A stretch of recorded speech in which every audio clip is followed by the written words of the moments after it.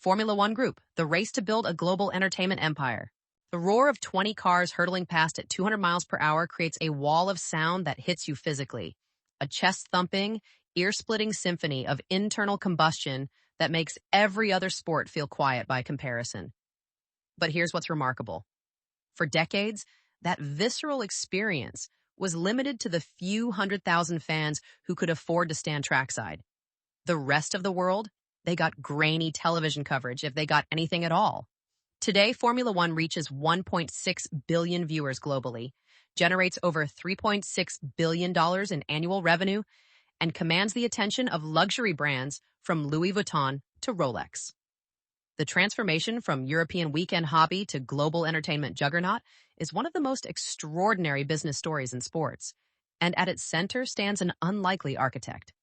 Bernie Ecclestone, an 80-year-old British used car dealer who built and controlled a multi-billion-dollar empire for 4 decades through sheer force of will and commercial genius.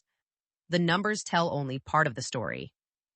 When Liberty Media acquired Formula One Group for $4.6 billion in January 2017, they weren't just buying a motorsport. They were acquiring a platform with tentacles reaching into media rights, luxury hospitality, digital streaming, gaming, and experiential entertainment. Under Liberty's stewardship, F1 has exploded from a declining European-centric property into Netflix's most successful sports documentary subject, America's fastest-growing sport, and the crown jewel of live entertainment programming. How did a sport that began with gentlemen racers competing for bragging rights evolve into a business that can command $31 million per race weekend from promoters? Why did John Malone's Liberty Media, a company known for complex financial engineering and cable assets, bet billions on racing cars? And what can the Formula One story teach us about building global entertainment properties in the streaming age? This is the story of 3 distinct eras. Bernie's iron-fisted control that created the commercial foundation, private equity's attempt to extract maximum value, and Liberty Media's digital transformation that unlocked exponential growth. It's a masterclass in monopoly economics, platform dynamics, and the power of controlling distribution in the attention economy. From post-war European racing circuits to the Las Vegas Strip, from paddock politics to Netflix algorithms, this is how Formula One became the ultimate case study in turning niche content into global entertainment gold. The smell of castor oil and burnt rubber hung thick in the air at Silverstone on May 13, 1950, as King George VI watched 21 cars line up for the first-ever Formula One World Championship race.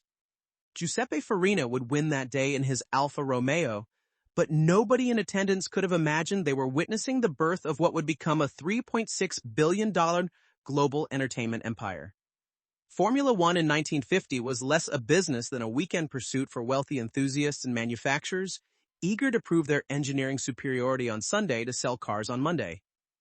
The sport emerged from the ashes of World War II when the Fédération Internationale de l'Automobile, FIA, decided to create a world championship for the highest class of single-seater racing. The formula referred to the set of rules all participants had to follow: engine size, weight, dimensions. But while the technical regulations were precise, the commercial structure was chaos.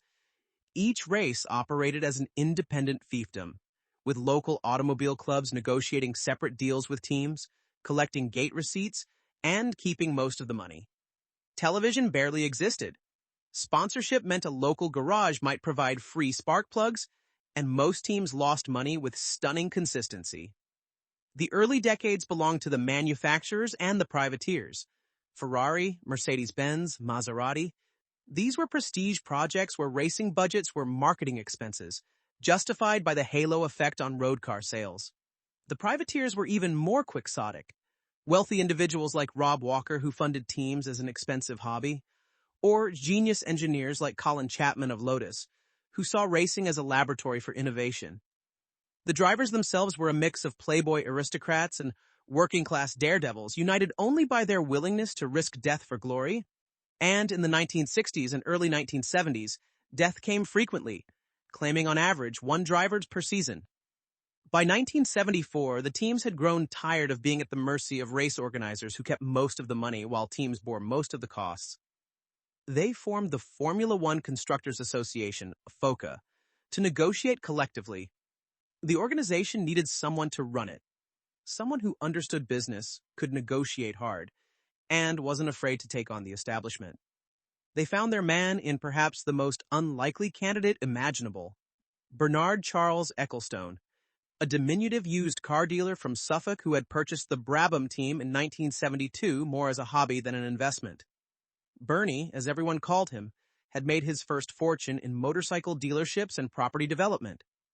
He stood barely 5'3", but possessed an outsized personality and a street fighter's instinct for leverage.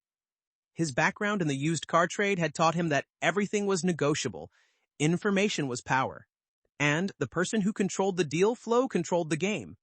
When he looked at Formula One, he didn't see a sport. He saw a massively under-monetized asset with terrible management and no coherent commercial strategy. The pre-Bernie era was characterized by staggering inefficiency. Consider the 1975 season. 16 races across 4 continents, each negotiated separately by teams with local promoters. Some races paid starting money to top teams, others paid nothing. Television coverage was sporadic. The BBC might show the British Grand Prix. RAI would broadcast Monza, but there was no coordinated global broadcast. Sponsorship was limited to automotive suppliers and cigarette companies who treated F1 as a regulatory loophole for advertising. The total annual revenue flowing through the sport was estimated at less than $10 million, with most teams operating at significant losses subsidized by manufacturers or wealthy benefactors. Bernie's initial involvement with FOCA was modest, helping to coordinate travel logistics and negotiate hotel rates. But he quickly recognized the fundamental flaw in F1 structure. The teams had the product everyone wanted to see, but the race organizers and the FIA controlled the commercial rights. It was as if the NFL teams showed up to play, but the stadium owners kept all the television money.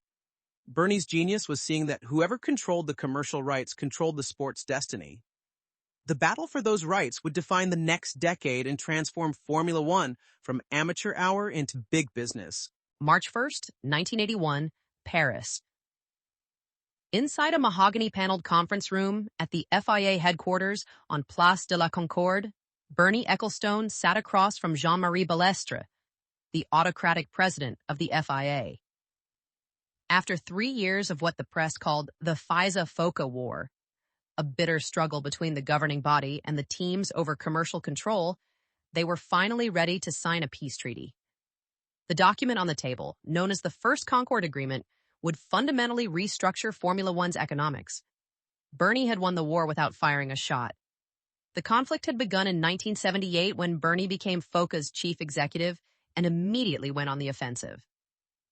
While Balestre and the FIA, through its sporting arm, FISA, wanted to maintain iron-fisted control over both sporting and commercial matters, Bernie argued that the teams, who provided the actual entertainment product, deserved a larger share of revenues and greater autonomy over commercial decisions.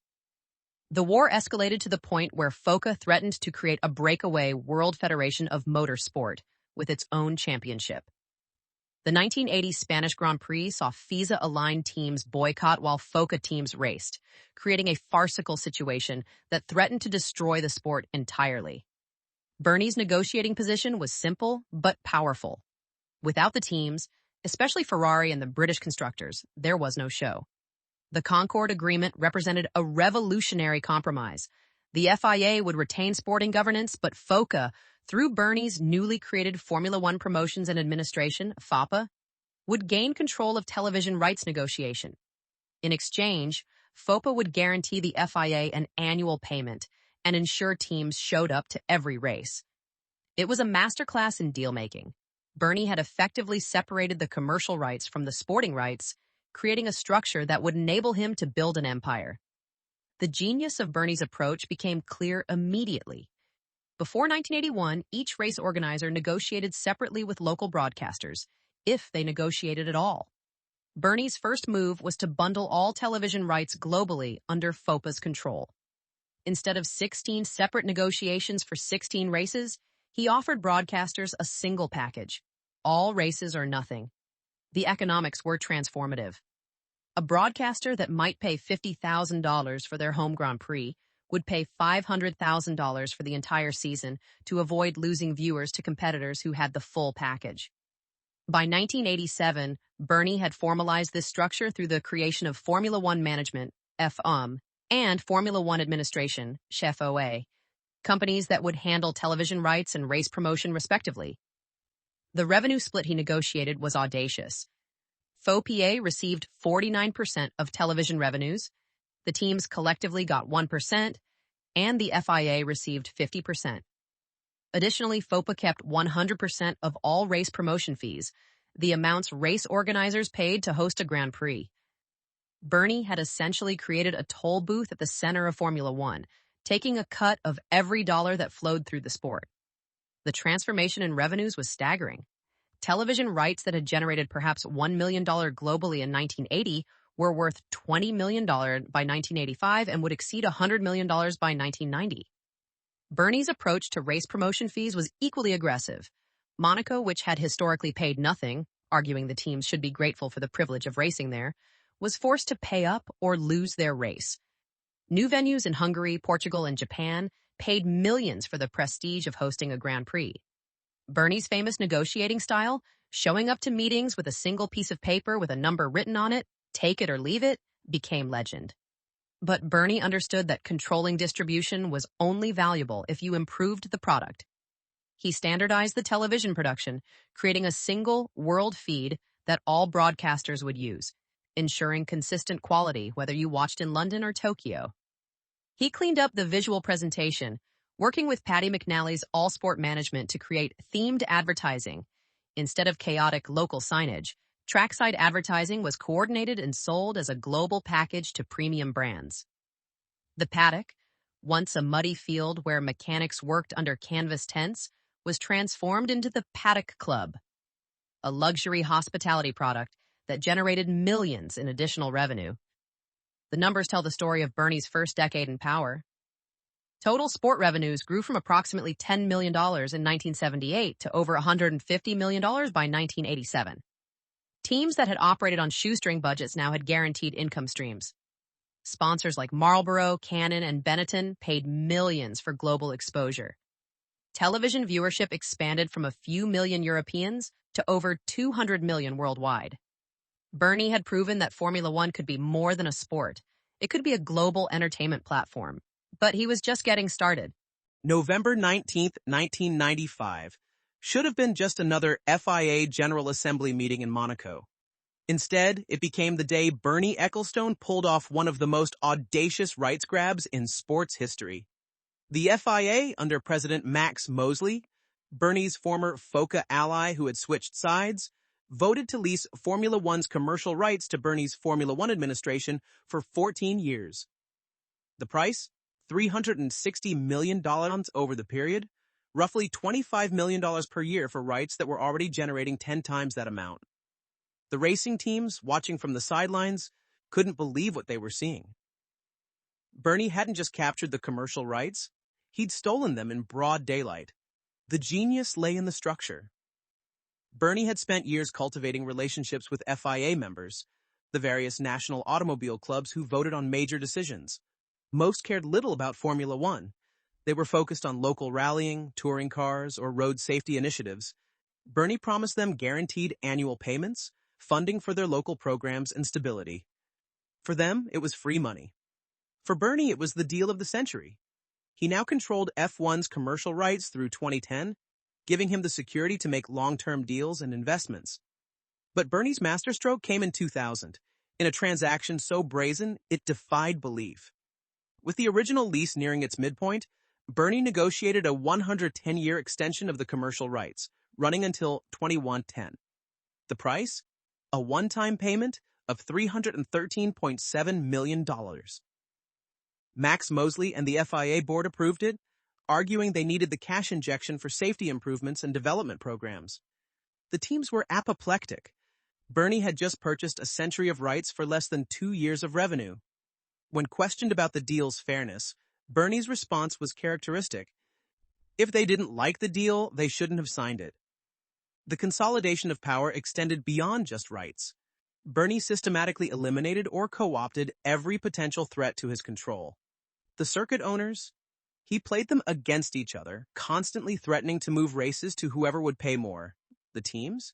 He perfected the divide and conquer strategy, secretly offering Ferrari additional payments, later revealed to be $100 million annually, to ensure they would never join a breakaway series.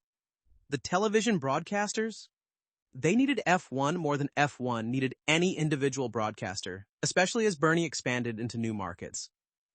The structure Bernie created in 1996 was particularly clever. SLEC Holdings was created as the holding company of the Formula One companies in 1996, when Ecclestone transferred his ownership of Formula One businesses to his wife, Slavica, in preparation for a 1997 flotation of the group. The name itself, SLEC, presumably standing for Slavica Ecclestone, was Bernie's inside joke on the financial world. This wasn't just tax planning. It was a strategic move to insulate the commercial rights from any potential legal challenges while maintaining absolute control through his wife. The Paddock Club transformation exemplified Bernie's vision for F1 as luxury entertainment. What had been a muddy area where mechanics wrenched on cars became a five-star hospitality experience where CEOs could entertain clients while watching the race from air-conditioned suites.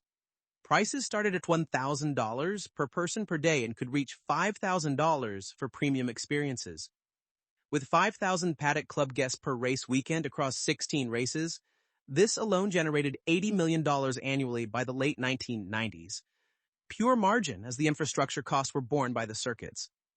In June 1999, the European Commission announced it would investigate the FIA, Formula One Administration, FOA, and International Sports World Communicators for abusing dominant position and restricting competition. ISC, owned by Ecclestone, had signed a 14-year agreement with the FIA in 1996 for the exclusive broadcasting rights for 18 FIA championships. The European authorities were catching on to Bernie's monopolistic structure, but he was already 3 steps ahead. The financial engineering that followed was Byzantine in its complexity. In October 1999, Morgan Grenfell Private Equity, MGPE, acquired 12.5% of Sleek for $234 million. In February 2000, Hellman and Friedman purchased a 37.5% share of Sleek for $625 million, and combined its share with that of MGPE to form Speed Investments, which had a combined holding of 50% of SLEC. These private equity firms valued SLEC at nearly $2 billion, validating Bernie's empire building. But the real action was yet to come. On June 28, 2000, in the offices of the FIA in Geneva, delegates from over 70 national motoring associations voted unanimously to approve a deal to grant the FIA's commercial rights to Formula One motor racing until December 31, 2110, to Bernie Ecclestone. The agreement, worth $360 million, was passed in complete secrecy with no competitive bidding. Ecclestone was the sole candidate, ensuring his continued monopoly over F1's financial structure. Think about the audacity. Bernie had just secured commercial rights for 110 years, longer than the sport had existed, for a one-time payment that represented less than 2 years of revenue. It was the deal of the millennium, literally. The FIA delegates who approved it got their local rallying programs funded. Bernie got a century-long monopoly on one of the world's most valuable sports properties. By 2000, Bernie's empire was generating over $500 million in annual revenues. Television rights alone were worth $250 million globally. Race promotion fees added another $150 million, and trackside advertising, hospitality, and merchandising contributed the rest. Bernie's various companies, through the deliberately opaque structure of offshore entities and family trusts, captured the vast majority of the economic value, while the teams, who provided the actual racing, fought over scraps.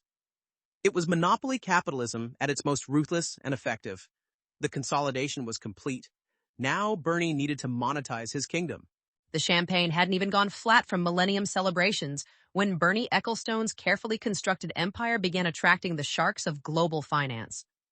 On 22nd of March 2000, German media company EMTV and Merchandising purchased Speed Investments for $1.1 billion, acquiring the 50% stake that Morgan Grenfell and Hellman and Friedman had assembled. Thomas Hoffa, EMTV's CEO, was riding high on dot-com valuations and media convergence dreams. He lasted exactly 18 months. EMTV's acquisitions caused it financial difficulties. Following its announcement that its 2000 earnings would be below expectations and it was struggling with its debts, the share price dropped 90%. The company that had paid over £1 billion for half of Formula One was suddenly worth less than what it had paid for the stake. Enter the Kirch Group, the German media conglomerate run by Leo Kirch, who sensed opportunity in distress. Kirch acquired EMTV's stake and exercised an option to buy another 25% from Bernie's Bambino Holdings Trust for $987.5 million, giving them 75% control of Sleece. But Kirch had made a fatal error. He'd borrowed heavily to finance the acquisition. Due to huge losses and massive expenditure, Kirch's creditors put the company into receivership in 2002. Kirch's share of SLC was retained by Bayern LB, JP Morgan Chase, and Lehman Brothers. Suddenly, 3 banks owned 3/4 of Formula One, and they had no idea what to do with it. Bernie's response was masterful in its cynicism. Ecclestone instituted changes in the boards of SLEC, FOH, FOA, and Formula One Management, FOM, which in effect put Bambino Holdings in control of those companies. Despite owning only 25% of the equity, Bernie maintained iron-fisted operational control.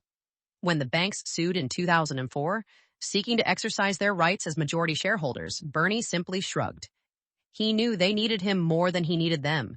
Without Bernie's relationships and knowledge, their 75% stake might be worthless if teams revolted or formed a breakaway series. The standoff ended in November 2005 with the arrival of CVC Capital Partners, the London-based private equity firm that would define F1's next era.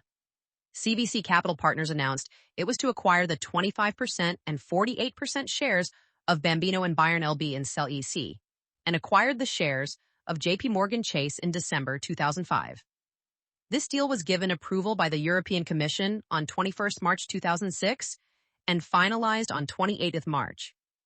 Ecclestone used the proceeds of the sale of Bambino Holdings' share to reinvest in the company to give the Ecclestone family a 13.8% stake in the holding company Alpha Prima. CVC paid approximately $2.5 billion for their controlling stake. But here's the brilliant twist. Bernie remained as CEO with his 13.8% stake, aligning him with CVC's financial engineering while maintaining his operational control. Donald McKenzie, CVC's co-founder, understood that Bernie was the product, remove him, and you might destroy the value. It was private equity pragmatism at its finest. The numbers reveal the brutal efficiency of CVC's financial engineering.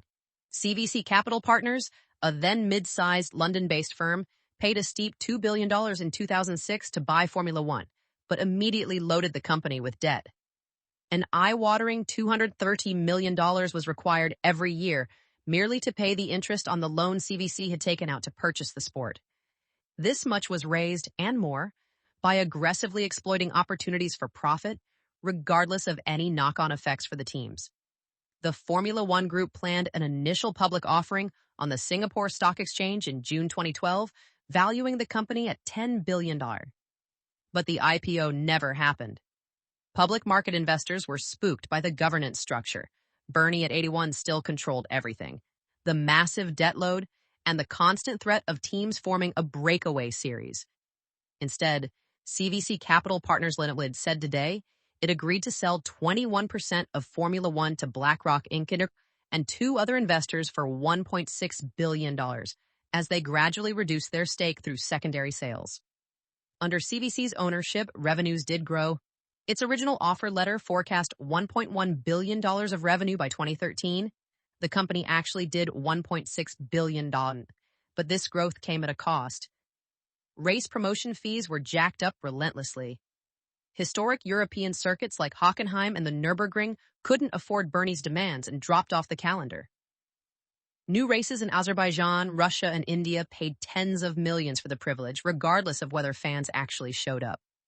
Television rights migrated from free-to-air broadcasters to pay TV platforms, shrinking the audience, but maximizing short-term revenue. The deputy team principal of Force India, Bob Fernley, accused CVC of raping the sport during the period of its involvement in Formula One. The accusation was hyperbolic, but captured the frustration. Teams saw costs skyrocket while their share of revenues remained static. Small teams like Caterham, HRT, and Manor collapsed. The product on track suffered as field sizes shrank and competitive balance deteriorated. Global television viewership, which had peaked at over 600 million in 2008, declined steadily through the CVC years. But from CVC's perspective, the investment was a home run. But they reaped the rewards, taking $4.5 billion out of the sport, an above-average return on that initial stake. Through a combination of dividend recapitalizations, management fees, and partial stake sales, CVC extracted more than twice their initial investment while still retaining control. Lifted by that investment, the overall fund returned 2.4x to investors, putting it in the top quartile among peers. The irony of CVC's tenure was that they proved both the value and the vulnerability of Formula One. They demonstrated that F1 could generate massive cash flows. Revenues grew from under $1 billion to over $1.6 billion during their ownership, but they also showed the limits of pure financial engineering. By 2016, the sport faced existential challenges: declining viewership, aging demographics, team bankruptcies, and the constant specter of manufacturer withdrawal. With global viewing figures on the decline, it was something of a relief when CVC agreed to sell their stake in the sport to incoming group Liberty Media. The transaction price represents an enterprise value for Formula One of $8.0 billion and an equity value of $4.4 billion when Liberty Media announced the acquisition in September 2016. CVC had quadrupled the enterprise value in a decade, a 15% annual return that would make any private equity firm proud. But they were selling to a very different kind of owner, one with a radically different vision for Formula One's future. The Vulture Fund era was ending. The media platform era was about to begin. January 23, 2017 marked a seismic shift in Formula One history. F1 has appointed Chase Carey as Chief Executive Officer of F1, in addition to his existing role as chairman, and Bernie Ecclestone as Chairman Emeritus of F1. After 40 years of iron-fisted control, Bernie Ecclestone was out as CEO, given the face-saving title of Chairman Emeritus, but stripped of all operational power. The tiny used car dealer from Suffolk who had built a multi-billion-dollar empire was finally dethroned at age 86, replaced by Chase Carey, a 6'4" American media executive with a handlebar mustache who looked like he'd stepped out of a Western movie. The contrast couldn't have been starker. Bernie, who famously said, "I don't do emails," ran F1 like a medieval fiefdom from handwritten notes and memory. Carey, the former president of 21st Century Fox and architect of DirecTV's growth, understood digital transformation, streaming platforms, and the power of data analytics. Where Bernie saw F1 as a European luxury product that occasionally visited other continents, Carey and Liberty Media saw an under-monetized global entertainment platform ripe for expansion.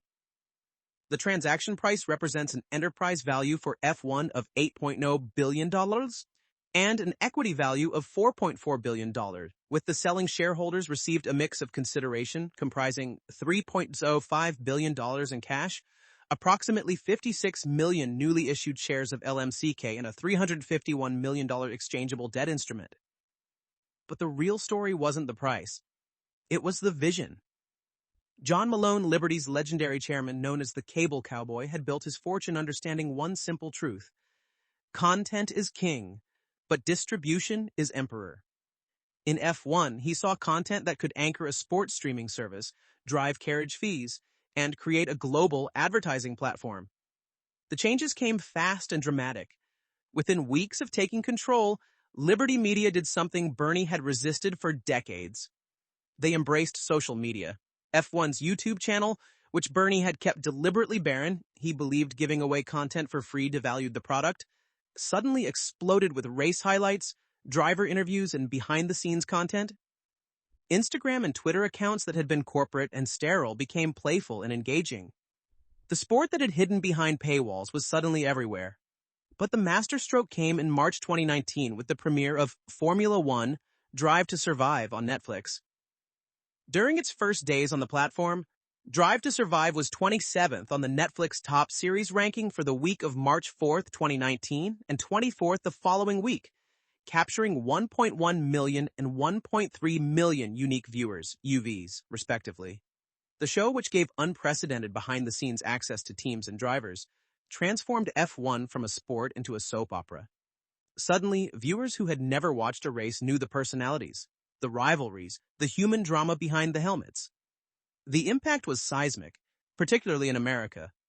The show is credited with creating a surge in the sport's audience and, crucially, driven down the average age of Formula One TV viewers from 44 to 32. By May of 2023, the series had been watched by 6.8 million people. The breakdown of that audience showed the transformative effect. 26% of viewers had no real interest in F1, presumably before watching their first episode. 31% were aged between 18 and 29, while just under half of the viewership, 46%, were women. Moreover, further research has uncovered that just over 1 in 5 F1 fans, 22%, now cite Drive to Survive as the reason they have been turned onto the sport. The business impact followed the audience growth. Viewership rose from slightly over 0.5 million in 2017 to 1.1 million in 2023, slightly dipping from a peak of 1.2 million in 2022. This surge has had profound impact on F1's media rights value in the U.S., where ESPN paid around $5 million annually prior to the 2023 season, whereas the latest 3-year deal from 2023-25 cost ESPN around $75-90 million annually for the same rights. Quite a noticeable jump. That's an 18x increase in media rights value in just 6 years, the kind of return that makes even Silicon Valley jealous. Liberty's strategy went beyond just Netflix. They understood that F1 needed to become a lifestyle brand, not just a racing series.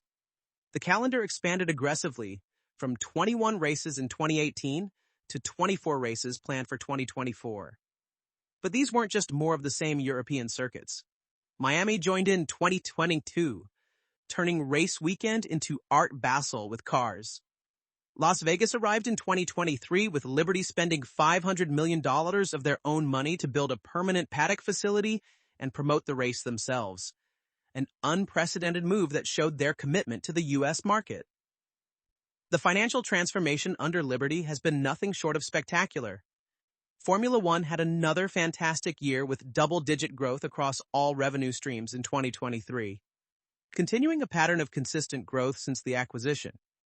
For the year ended December 31st, 2024, these revenue streams comprised 29.3%, 32.8%, and 18.6% respectively of total F1 revenue from race promotion, media rights, and sponsorship. The numbers tell the story of transformation. Total revenue grew from a $1.8 billion in 2018 to over $3.4 billion in 2024, nearly doubling in 6 years. But more importantly, the composition of revenue shifted. Digital revenues through F1 TV, barely existent under Bernie, became a meaningful contributor. Sponsorship revenue exploded as brands like Crypto.com, AWS, and DHL paid premium prices to reach F1's younger, wealthier, more global audience. In January 2021, the group is run by Stefano Domenicali as president and chief executive officer, replacing Chase Carey, who moved to a non-executive chairman role. Domenicali, the former Ferrari team principal, brought deep sport knowledge but maintained Liberty's growth trajectory. Under his leadership, F1 continued its aggressive expansion while also addressing long-standing issues like cost caps for teams, implemented in 2021 at $145 million, and sustainability initiatives targeting net zero carbon by 2030. The Las Vegas Grand Prix epitomized Liberty's ambition. Unlike traditional races where third-party promoters pay F1 a fee, Liberty invested over $500 million of its own capital to build permanent facilities and promote the race directly. The gamble paid off spectacularly. The 2023 inaugural race generated over $1.5 billion in economic impact for Las Vegas and became the most lucrative single-race weekend in F1 history. The Las Vegas Grand Prix generated massive global buzz, and we look forward to delivering great racing, fan experiences, and economic benefit to F1 and the local community for years to come. By 2024, Liberty had fundamentally transformed Formula One. What was once a European-centric, aging, declining sport had become a global entertainment phenomenon. Social media followers exceeded 100 million across platforms. race attendance hit record levels with multiple sellouts. The average age of viewers dropped by over a decade. The sport that Bernie had hidden behind paywalls was now everywhere on TikTok, YouTube, Netflix, and soon in Apple's $300 million Brad Pitt movie. The irony is that Liberty succeeded by doing exactly what Bernie had resisted, giving the product away to build the audience, then monetizing that audience across multiple platforms. It was classic platform economics. Build the network, create the community, then extract value from every interaction. Bernie's transactional worldview couldn't comprehend giving away content for free. Liberty understood that in the attention economy, audience is everything. Build the audience and the money follows. Standing trackside at Monaco, watching cars worth $15 million each scream past apartments where a parking space costs more than most people's homes, you understand Formula One's business model. It's a machine designed to extract maximum value from every touchpoint of global wealth and aspiration. The genius isn't just in the execution, it's in the structure that Bernie built and Liberty perfected, where F1 captures value at every level while bearing minimal risk. The numbers for 2024 paint a picture of remarkable financial engineering. Formula One's annual revenue rose for the fourth year, running to the $3.65 billion in 2024. The majority of F1's revenue is derived from race promotion revenue, media rights fees, and sponsorship fees, and for 2024, these revenue streams comprised 29.3%, 32.8%, and 18.6%, respectively, of the sport's total revenue. The remaining 19.3% comes from what F1 calls other revenue: hospitality, freight, licensing, and increasingly important digital services. Let's break down each revenue stream to understand the economic moat. Race promotion fees, 29.3% of revenue, $107 billion. This is Bernie's original masterstroke, now perfected. This fee must be paid for every single race hosted and is estimated to be between $15 to $50 million and upwards for primetime races like the Qatar Grand Prix towards the end of the season. But here's the beautiful part. Promoters pay F1 upfront for the privilege of hosting a race, then bear all the local costs and risks. If they do not already have one, they must design and build a track typically costing upwards of $270 million with yearly maintenance fees averaging $18.5 million. The contract structure is particularly clever. Deals typically run 5 to 10 years with annual escalators of 5 to 10%. A race that starts at $30 million in year one might be paying $45 million by year 10. And if a promoter can't pay, there's a queue of cities. Madrid just signed for 2026. Saudi Arabia is building a new circuit. Rwanda wants in, desperate to join the calendar. It's a seller's market where F1 holds all the cards. Media rights, 32.8% of revenue, $1.2 billion. Media rights revenues also experienced growth, attributed to elevated fees from new and renewed contractual agreements, as well as sustained expansion in F1 TV subscriptions. The transformation here has been dramatic. Under Bernie, deals were often handshake agreements with local broadcasters. Today, F1 has sophisticated multi-year contracts with guaranteed minimums and performance escalators. The U.S. market exemplifies the transformation. This surge has had profound impact on F1's media rights value in the U.S., where ESPN paid around $5 annually prior to the 2023 season, whereas the latest 3-year deal from 2023-25 cost ESPN around $75 annually for the same rights. That's not just growth. It's a complete revaluation of the asset. F1 TV, the direct-to-consumer platform launched in 2018, represents the future. F1 TV subscribers grew 15% last year, with the largest market being the U.S. Stefano Domenicali, president and chief executive of Formula One, revealed a new higher-priced premium tier will launch in 2025 to target avid fans. This isn't just incremental revenue. It's F1 owning the relationship with its most valuable customers, gathering data and controlling distribution. Sponsorship, 18.6% of revenue, $680 million. The series is set to generate $677 million in 2025 from its sponsorship partnerships. Sponsorships have also grown by 46%, showing the sport's increasing commercial appeal to major brands. The sponsorship model has evolved from simple logo placement to integrated partnerships. Crypto.com reportedly pays $100 million annually. AWS provides the technical infrastructure for F1's data analytics in exchange for branding. Rolex doesn't just sponsor, they define F1's relationship with time itself. Other revenue, 19.3% of revenue, to $705 million. These additional streams include premium hospitality experiences, such as the prestigious F1 Paddock Club, and revenues from ancillary racing series, merchandise sales, licensing agreements, and digital service offerings. The F1 Paddock Club is a flagship premium experience, offering fans unparalleled access to Formula One's luxurious and exclusive side. This includes prime trackside viewing locations, gourmet dining, premium beverages, and unique behind-the-scenes interactions with drivers, teams, and key figures within the sport. While general ticket sales revenue predominantly benefits local race promoters, Formula One directly capitalizes on these high-margin hospitality packages. The Paddock Club is pure margin. Packages start at $5,000 per person per weekend and can exceed $10,000 for premium experiences. With roughly 5,000 Paddock Club guests per race across 24 races, that's $600 million in high-margin revenue. The beauty? F1 provides the brand and access. Local promoters handle the execution. The Concord Agreement, the secret sauce. The real genius of F1's model lies in the Concord Agreement, the secret contract that governs the sport's economics. Team payments increased in the full year and fourth quarter, driven by the growth in F1 revenue and the associated impact on the calculation of the team payments, which are 100% variable under the 2021 Concord Agreement.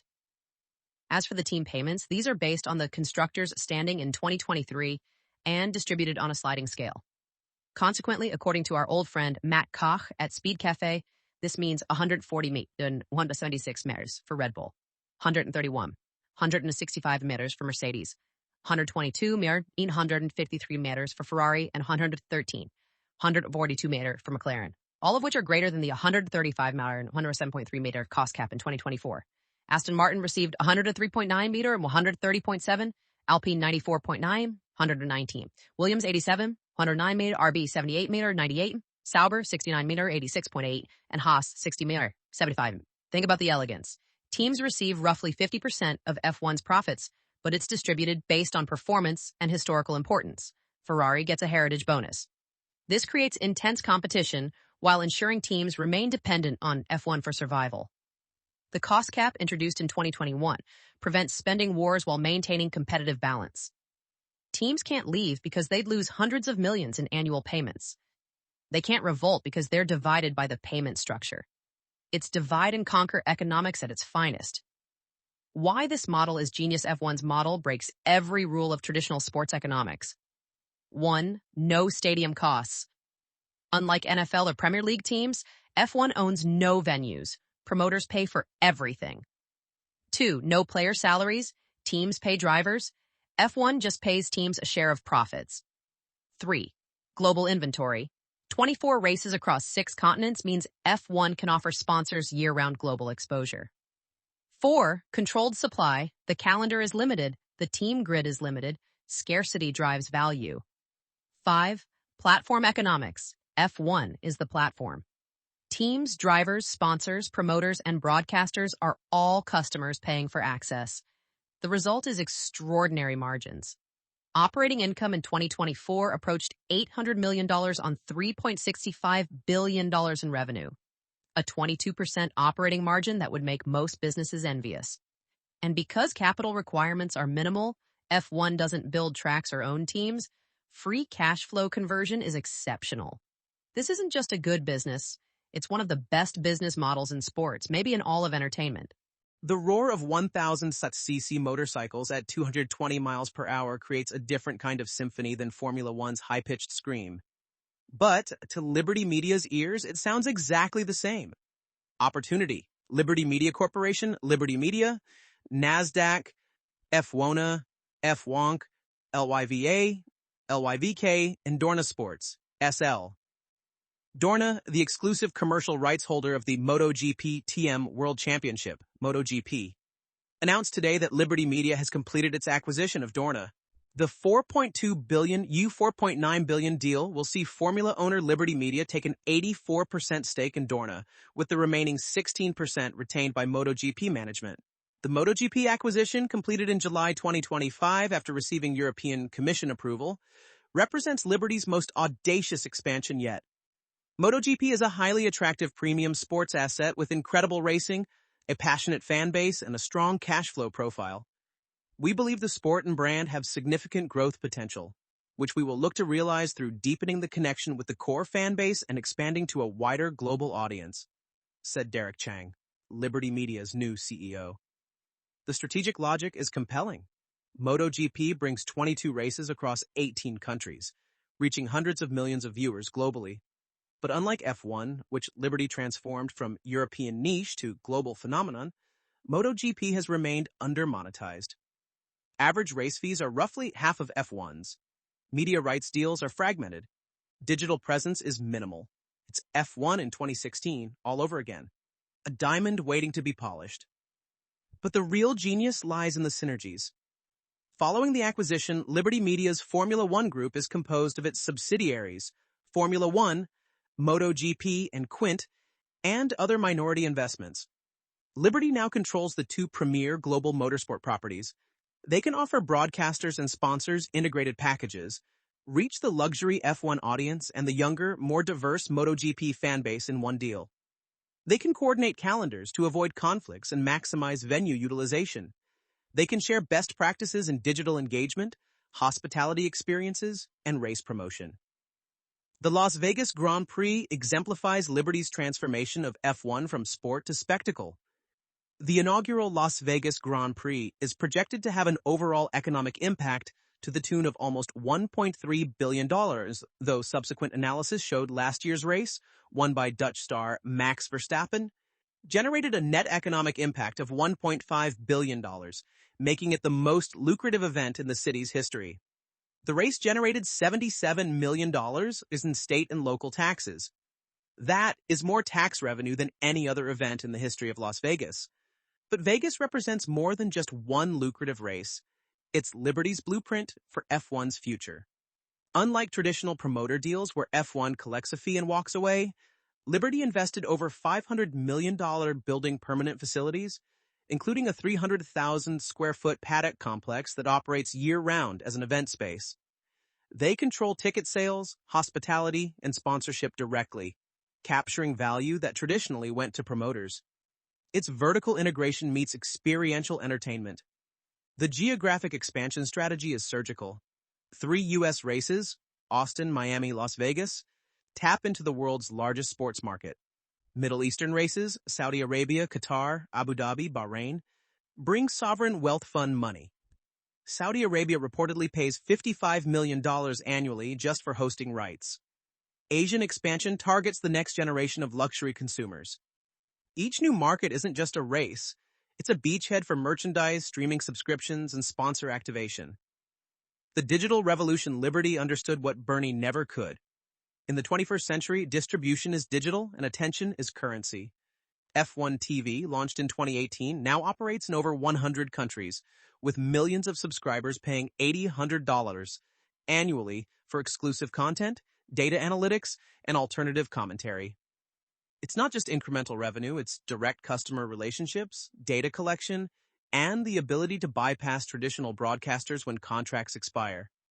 Social media transformation has been equally dramatic. F1's social following grew from 20 million in 2017 to over 100 million by 2024. TikTok videos of crashes and overtakes generate hundreds of millions of views. YouTube highlights reach audiences who never watch races. Each touchpoint is monetized through sponsorship integration, merchandise links, and streaming conversion. The gaming strategy bridges virtual and reality. The official F1 game series sells millions of copies annually. F1 Esports has its own championship with real teams fielding virtual drivers. Sim racing converts gamers into fans into consumers. It's customer acquisition disguised as entertainment. Sustainability as strategy. F1's commitment to net zero carbon by 2030 isn't just greenwashing. It's strategic positioning for long-term survival. With manufacturers like Mercedes, Audi, and soon Ford entering with sustainability mandates, F1 must evolve or risk losing its technical partners. The 2026 engine regulations mandating 100% sustainable fuels and increased electrical power aren't just rule changes. They're F1's hedge against an electric future that could make combustion racing obsolete. The LVMH deal. Luxury redefined. The 10-year LVMH partnership announced for 2025, reportedly worth over $1 billion, represents F1's next evolution. It's not just replacing Rolex as timekeeper, it's integrating Louis Vuitton, Moet, and Chandon, Tag Heuer, and other LVMH brands into F1's luxury ecosystem. Trophy cases by Louis Vuitton, champagne by Moet, hospitality by Belmont Hotels. It's luxury lifestyle marketing at unprecedented scale. Competition and threats. F1's dominance isn't unchallenged. Formula E holds exclusive rights to fully electric open-wheel racing until 2039, potentially positioning itself as the sustainable alternative. IndyCar provides cheaper, closer racing in the American market. Netflix and Amazon are creating their own sports properties rather than just licensing content. The constant threat of a breakaway series keeps F1 honest. Teams know their value and aren't afraid to negotiate hard. But Liberty's moat is formidable. The MotoGP acquisition creates a motorsport monopoly. The 100-year commercial rights deal runs until 2110. The Concord Agreement locks teams in through 2025, with negotiations for extension already underway. Circuit contracts run 5 to 10 years with automatic escalators. Media deals are locked through 2029 in most major markets. Switching costs are enormous. Competitive threats are manageable. The China question. China represents F1's biggest opportunity and challenge. A market of 1.4 billion people with growing wealth and insatiable appetite for luxury brands should be F1's gold mine. Yet the Chinese Grand Prix, while popular, hasn't delivered the commercial breakthrough. F1 is working on Chinese driver development programs, local sponsorship deals, and Weibo WeChat integration. Cracking China could double F1's addressable market.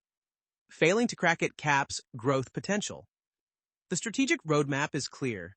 Maximize revenue per race through direct promotion and premium experiences. Expand the calendar strategically into high-value markets. Build direct-to-consumer relationships through digital platforms. Integrate sustainability to maintain manufacturer support. And leverage the motorsport monopoly for synergies. It's platform economics meets luxury branding meets global entertainment. A business model as precisely engineered as the cars themselves. Standing in the Monaco paddock at 2 a.m., watching crews pack away millions of dollars of equipment while champagne still drips from the podium, you understand Formula One's deepest truth. This isn't a sport that became a business. It's a business that uses sport as its medium. The lessons from F1's evolution, from British hobbyist racing to global entertainment empire, read like a masterclass in platform economics, monopoly construction, and value extraction. Every entrepreneur and investor should study this playbook. Lesson 1, control the bottleneck, control the game. Bernie Ecclestone's genius wasn't in creating value. It was in positioning himself at the single point through which all value must flow. By controlling commercial rights, Bernie became the toll booth on the only road to F1. Teams needed him to get paid. Broadcasters needed him for content. Sponsors needed him for access. Promoters needed him for races. He controlled the bottleneck, so he controlled the game. This is the YouTube model, the App Store model, the Amazon Marketplace model. Become the indispensable intermediary. But Bernie did it with atoms, not bits, in an era before platform economics had a name. The lesson: identify the bottleneck in any industry and either control it or create it. The value flows to whoever controls passage. Lesson 2. Bundle rights, unbundle revenue. Pre-Bernie, F1 was 16 separate products, races, sold 16 separate ways. Bernie bundled them into one product, the championship, sold one way, through him. But here's the brilliance. While he bundled the rights, he unbundled the revenue streams. Television rights separate from sponsorship. Hospitality separate from ticketing. Licensing separate from media. Each revenue stream optimized independently but sold as part of the bundle. It's the cable TV model inverted. Cable bundles channels to extract consumer surplus. Bernie bundled rights to extract producer surplus from every participant in the F1 ecosystem. The lesson? Bundling creates leverage, unbundling creates optimization. Do both simultaneously. Lesson 3. Make your suppliers dependent, not employed. F1 doesn't employ drivers, own teams, or operate circuits. Yet all are completely dependent on F1 for survival. Teams spend hundreds of millions to compete for prize money they can't live without. Circuits invest hundreds of millions in infrastructure for races they must host. This isn't outsourcing, it's systemic dependency creation. The Concord Agreement is a masterpiece of aligned dependence. Teams get just enough money to survive, but not enough to thrive independently. They're paid based on performance, creating internal competition that prevents collective action. Ferrari gets extra to ensure they never leave. It's divide and conquer economics perfected. The lesson: make your suppliers need you more than you need them, but never employ them directly. Lesson 4. Scarcity is a strategy, not a constraint. F1 could run 30, 40, even 50 races per year. Demand exists, promoters would pay, but F1 deliberately constrains supply to 24 races. Why? Scarcity drives value. Each race becomes an event, not a routine. Sponsors pay premiums for limited inventory. Broadcasters bid aggressively for exclusive content. Fans treat attendance as special, not ordinary. Compare to NASCAR's 36-race schedule that dilutes each event's significance, or tennis with tournaments every week that blur together. F1 understands that scarcity isn't just about supply and demand. It's about maintaining premium positioning. The lesson? Sometimes the most profitable decision is to sell less, not more. Lesson 5. Own the customer relationship. CVC's fatal flaw was treating F1 as a B2B business, selling to broadcasters and promoters. Liberty understood F1 is a B2C business with B2B revenue streams. The shift to digital social media engagement, F1 TV, and direct ticket sales for tentpole races wasn't just modernization, it was disintermediation. Own the customer relationship, and you own the future. This is why F1 TV matters more than its revenue suggests. It's not competing with ESPN or Sky Sports. It's collecting data, building direct relationships, and creating optionality for when those contracts expire. The lesson? In the digital age, whoever owns the customer relationship owns the value chain. Lesson 6. Capital light scaling F1 generates $3.6 billion in revenue with minimal capital investment. No stadiums to build, no players to pay, no content production costs. Teams provide the show. The capital intensity comes from others. Teams spend $150 million annually. Circuits spend hundreds of millions on facilities. Broadcasters pay for production. F1 just collects checks. This is the genius of platform businesses. Let others bear the capital costs while you capture the economics. It's Airbnb without owning hotels, Uber without owning cars, but with even better economics because F1 controls scarce rights rather than competing in commodity markets. The lesson: the best businesses scale revenue faster than capital requirements. Lesson 7. Premium positioning prevents commoditization. F1 never competes on price. Race fees only go up, never down. Media rights increase every cycle. Ticket prices rise regardless of demand. This isn't arrogance, it's strategic positioning. By maintaining premium pricing, F1 signals quality, attracts luxury brands, and self-selects for high-value customers. When promoters threaten to leave over fees, F1 lets them go. Germany, France, Malaysia, all dropped when they wouldn't pay. The message is clear. F1 doesn't need any individual market. This pricing power comes from brand strength, but more importantly from network effects. The more premium the series, the more premium brands want association, creating a virtuous cycle. The lesson? Once positioned as premium, never compete on price. Lesson 8. Controversy is marketing. F1 thrives on controversy. Team rivalries, driver feuds, regulatory disputes, technical protests. Each generates headlines, engagement, and attention. Liberty understands this better than Bernie did. Drive to Survive manufactures drama where none exists because drama drives engagement and engagement drives value. The 2021 Abu Dhabi controversy, when race director decisions arguably determined the championship, generated more discussion and attention than any marketing campaign could buy. Rather than hide from controversy, F1 leans into it. The lesson? In the attention economy, controversy is more valuable than consensus. Lesson 9. Global product, local activation. F1 is globally standard but locally activated. The cars, rules, and format are identical worldwide, creating production efficiency and brand consistency. But each race is localized. Monaco trades on glamour, Silverstone on history, Singapore on spectacle, Vegas on excess. Local promoters handle cultural adaptation, while F1 maintains global standards. This is McDonald's model inverted. Instead of local products in a global framework, it's a global product in local frameworks. The lesson: standardize what creates efficiency, localize what creates relevance. Lesson 10. The power of patient capital. Liberty's transformation of F1 took years and hundreds of millions in investment before paying off. Vegas lost money initially. F1 TV required massive upfront investment. Digital transformation meant cannibalizing existing revenues. But Liberty had patient capital and long-term vision. Luxuries CVC's fund structure couldn't afford. John Malone thinks in decades, not quarters.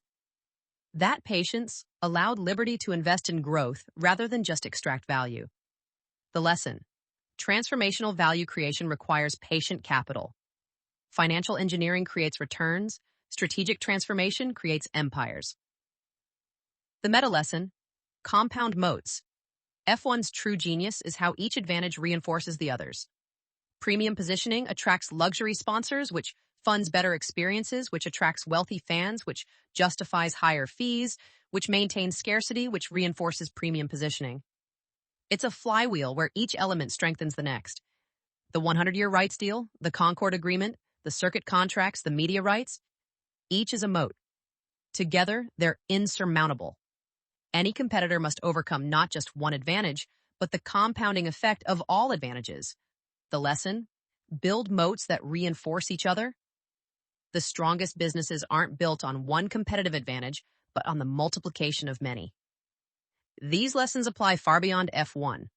Whether building a startup, investing in public markets, or analyzing business models, the principles remain. Control bottlenecks, create dependency, maintain scarcity, own relationships, scale without capital, position premium, embrace controversy, balance global and local, deploy patient capital, and compound advantages. F1 isn't just the pinnacle of motorsport, it's the pinnacle of business model engineering. The investment case for Formula One Group, FWONK, requires understanding not just what F1 has achieved, but what remains possible. At a market capitalization approaching $20 billion, the question isn't whether F1 is a good business. It demonstrably is. But whether future returns justify current valuations. The answer depends on your time frame, risk tolerance, and belief in Liberty Media's ability to execute against increasingly ambitious plans. Bull case: the platform thesis. The optimists see F1 as Netflix in 2015, a content platform just beginning to monetize its global reach. Revenue growth from 1.8B 2018 to 3.4B 2024, 86% increase under Liberty proves the model works. But bulls argue we're only in the third inning. Start with geographic expansion. F1 generates roughly $150 per capita annually in Monaco, $5 in the UK, $0.50 in the US, and $0.02 in China. Simply reaching UK-level penetration in the US would triple American revenues. Achieving 10% of Monaco's penetration globally would 10x the entire business. These aren't fantasies, they're math based on proven market acceptance. The untapped markets, China, India, Africa, represent 3 billion potential fans. 1 race in Africa, 2 in India, 3 in China. Each could generate $50 million in race fees, $100 million in sponsorship activation, and billions in merchandise and media rights over time. The addressable market is essentially infinite relative to current penetration. Digital transformation is just beginning. F1 TV has single-digit million subscribers at $800 per year. Netflix has 280 million at similar prices. The NBA's League Pass has 30 million. F1's potential streaming audience, based on social media following and global viewership, could be 100 million subscribers. At $100 per year, that's $5 to $10 billion in high-margin recurring revenue, more than F1's entire current business. Premium experiences remain under-monetized. The Paddock Club could double capacity and triple prices while maintaining exclusivity. Las Vegas proves F1 can capture 10x more value by promoting races directly. Miami, Austin, eventually London, Paris, Tokyo, each could be a Vegas-style tentpole event generating 500 million plus annually. Multiple expansion opportunities, gaming, betting, experiences, each represent billion-dollar markets. F1 branded gaming could rival FIFA or Madden. Sports betting on F1 remains nascent outside Europe. Experiential entertainment, F1 theme parks, driving experiences, branded hospitality remains untapped. The brand extends far beyond the races. The MotoGP synergies alone could be worth billions. Integrated media rights, coordinated calendars, shared technology, combined sponsorship packages. 2 plus 2 equals 5 when you control both properties. Cost savings from shared infrastructure and personnel are immediate. Revenue synergies from cross-selling and bundling are enormous. Liberty's track record demands respect. They've already exceeded every growth target, transformed the fan base, and built a digital platform. With Derek Chang as CEO and Chase Carey's continued involvement, execution capabilities remain strong. The bull case sees F1 reaching $10 billion in revenue by 2030, with 40% plus EBITDA margins and a $50+ billion valuation. That's 150% upside from current levels.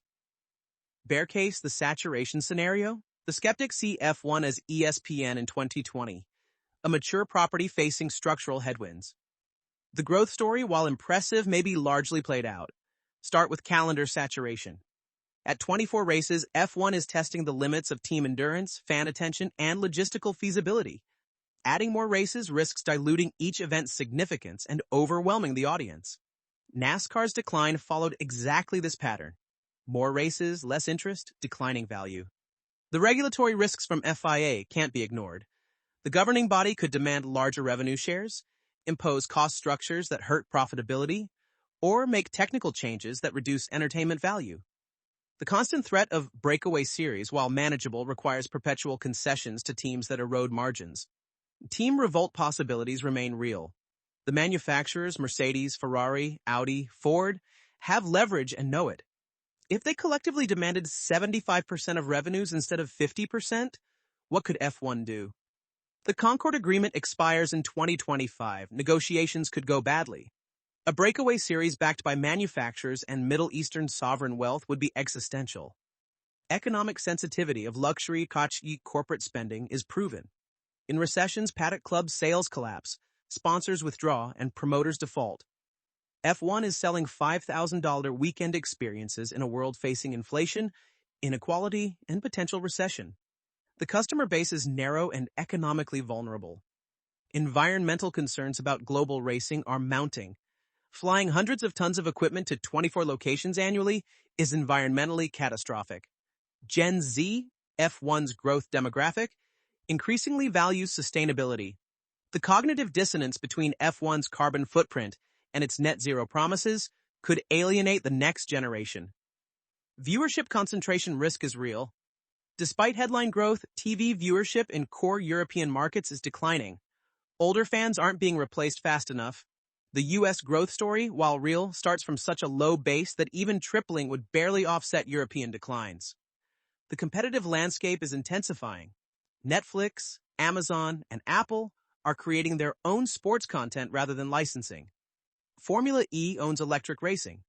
Esports offers similar thrills without environmental impact. Younger audiences have infinite entertainment options. F1 is competing for attention, not just sports viewership.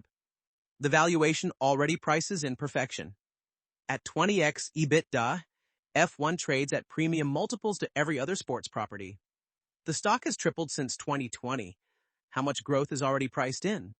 Bears see limited upside and significant downside if growth slows. The balanced view, quality at a price. The reality likely lies between extremes. F1 is unquestionably a phenomenal business with significant growth potential. The brand is stronger than ever. The fan base is growing and diversifying, and Liberty has proven exceptional at value creation. The MotoGP acquisition adds optionality. The business model's resilience is proven, but the valuation reflects these positives.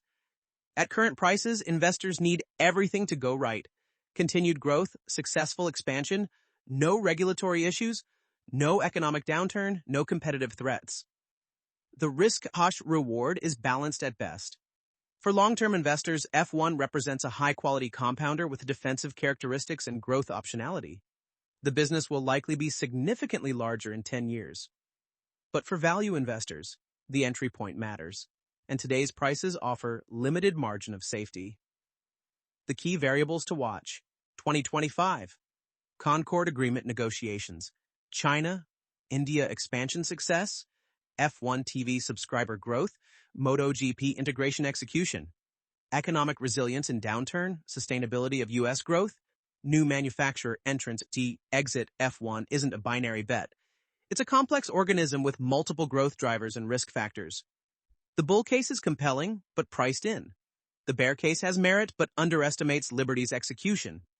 The truth is that F1 is a wonderful business at a fair price, which historically has been a recipe for market returns, not market-beating returns. If we were running Formula One Group, the path forward would balance aggressive expansion with existential risk management.